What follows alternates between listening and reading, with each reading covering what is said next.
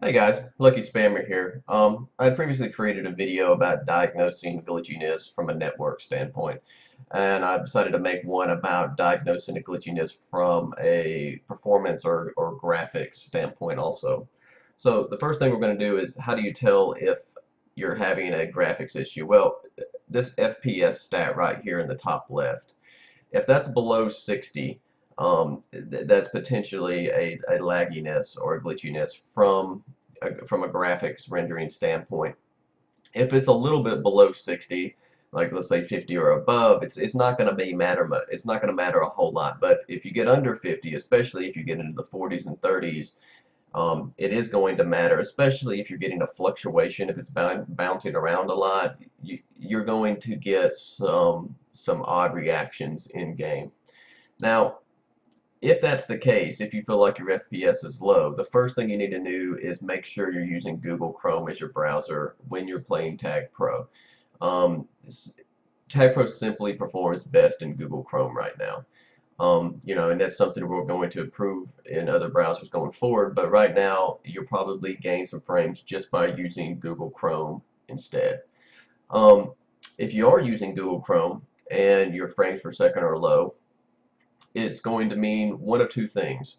One, you're on an underpowered PC that is not using the graphics chip, or two, you're on an underpowered PC that's using the graphics chip and it's just even the graphics chip is just underpowered. In the latter case, there's not much you can do.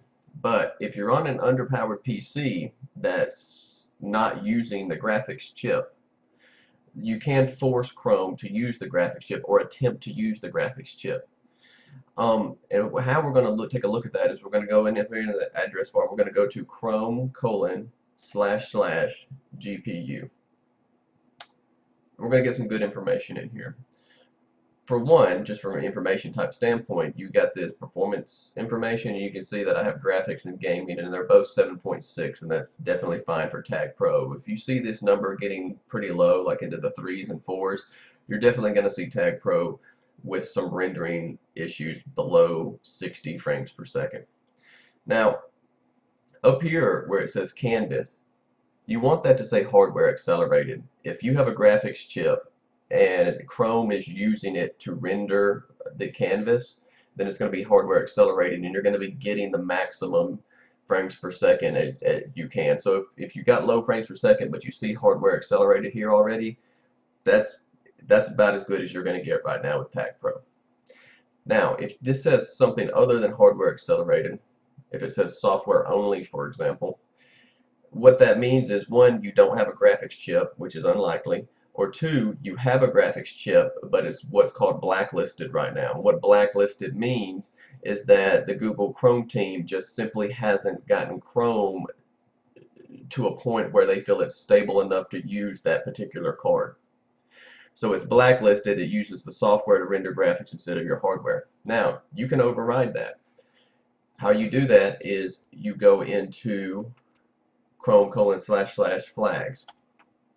Now, you'll want to make sure that your card's not your hardware acceleration isn't disabled for some reason. In all likelihood, it's not. But you down here where it says disable accelerated 2D canvas, this shouldn't be turned on. You can see now that mine's not turned on. It looks like this. This is how it should look. I could enable it, but that would be bad because then it wouldn't use the hardware to accelerate 2D canvas.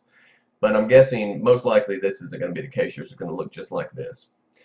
But what you can do is right up here where it says override software rendering list.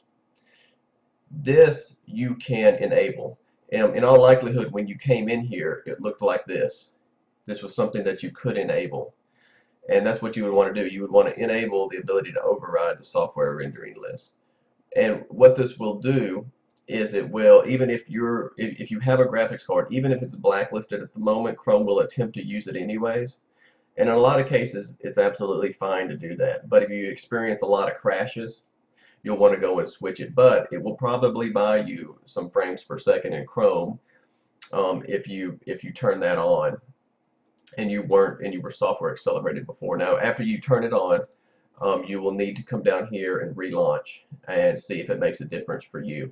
in Google Chrome.